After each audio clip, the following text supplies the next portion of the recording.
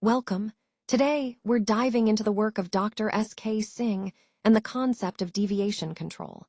We'll explore how managing variations can improve processes, quality, and outcomes.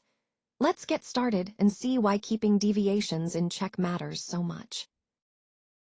A deviation happens whenever we stray from an approved procedure, specification, or requirement, whether in manufacturing, packaging, quality control, or any other pharmaceutical operation. Managing these deviations well is crucial. We need to spot them fast, document everything, assess the risks, investigate the root cause, and take corrective action. But it's more than fixing a mistake.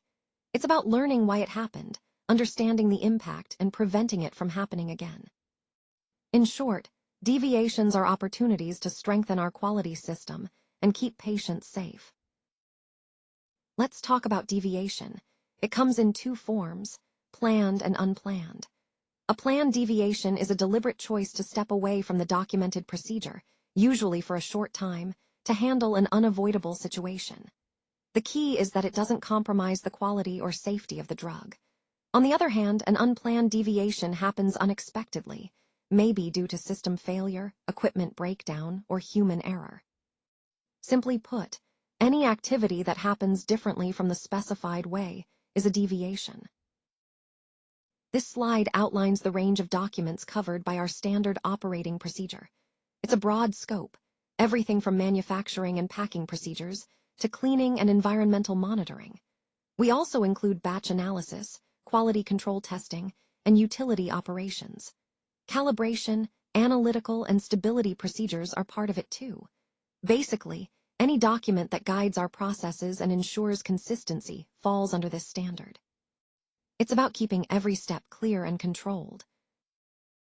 When it comes to rules and regulations, no process deviation should happen under normal conditions. But if a deviation is unavoidable, it must be reported to the QA in charge right away. Deviations from pharmacopoeia or regulatory specs are never allowed. Before starting any deviation, we evaluate if it impacts quality or not. Quality impact means it affects the drug's purity or strength. If it doesn't affect quality, it's considered non-impacting. Only those non-impacting deviations are allowed, and always with corrective actions.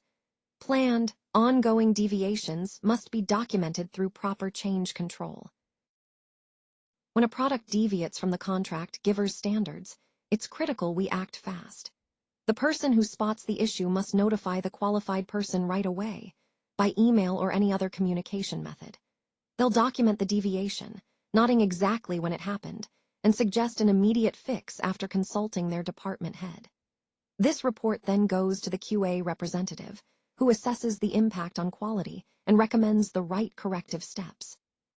After approval and numbering, the report moves up to the head of quality assurance, who reviews, adds comments if needed, and gives the final sign-off. This process keeps quality on track every step of the way.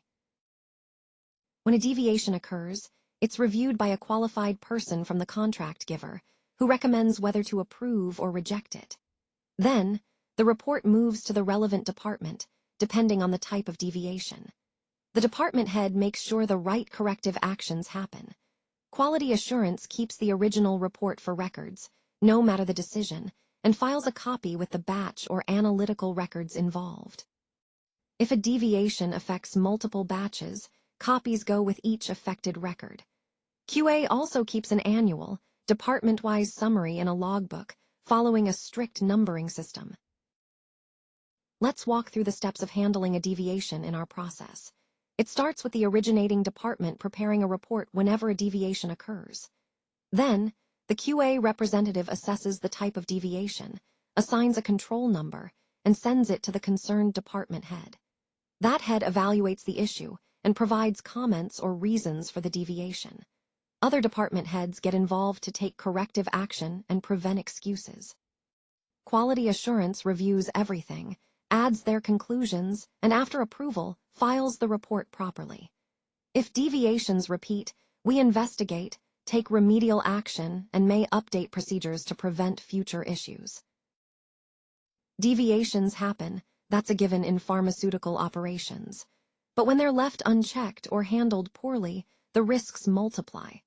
We're talking about threats to product quality, patient safety, data integrity, and compliance with good manufacturing practices. What we need is a system that catches deviations early, documents them clearly, and digs deep to find the real root cause. It's not enough to just close the file. We have to assess the impact, put corrective actions in place, and make sure the same issue doesn't pop up again. The goal isn't zero deviations. It's a culture where reporting problems is encouraged, investigations are fair, and every event drives improvement.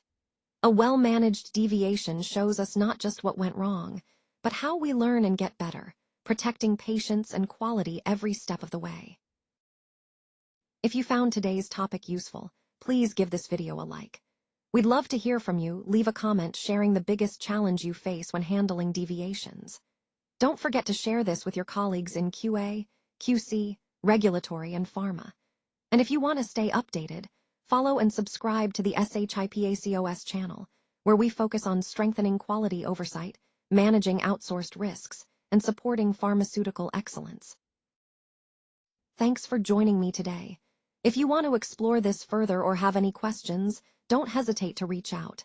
I appreciate your time and attention. It's been great sharing this with you. Take care, and I hope to connect again soon.